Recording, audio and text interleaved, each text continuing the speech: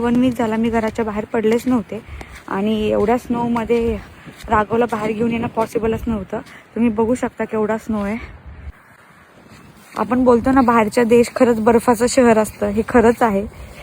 Literally असं वाटतं मी कधी कधी स्वर्गातच आले. सगळीकडं व्हाईट चादर पसरल्यागत बर्फ आहे.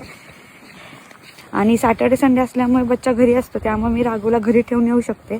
मी इथे आले होते ना स्टार्टला, तेव्हा मला स्नो बघून खूप भारी वाटत होतं. वाव, मला स्नो पडतोय, स्नोफॉल होतोय, खूप छान वाटत होतं. एन्जॉय करायला, मस्ती करायला तेवढा पुरता स्नो चांगला वाटतो. पण कंटिन्यू स्नो असेल ना तर खरंच थोडं डिफिकल्ट जातं सर्वाईव्ह करणं, बिकॉज थंडी पण खूप असते स्नोच्या टायमिंगला. आणि मार्केट जास्त लांब नाही आहे माझ्या घरापासून, हार्डली 15 to 20 मिनिट्सचा रोड आहे, त्यामुळे प्रॉब्लेम येत नाही जास्त. लगेच जाऊन मी येऊ शकते. तर इथे आल्यापासून मला चालत फिरायला खूप आवडायला लागते.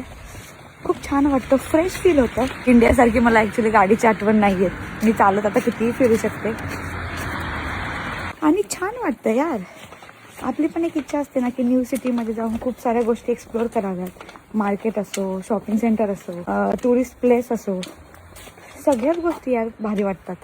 ओके, मला बाहेर फिरता येत नाही जास्त, बिकॉज राघव आता एवढा मस्तीखोर झाला आहे ना, तो जसा मोठा होतो आहे ना तसा जास्त मस्ती करायला लागला आहे आणि मी त्याला हँडल करू शकत नाही. आणि एक गोष्ट खरी आहे, त्याला एवढ्या स्नोमध्ये खेळायला आवडतं ना, स्नो बघून तो खूप खुश होतो, खूप मस्ती करतो तो स्नोमध्ये.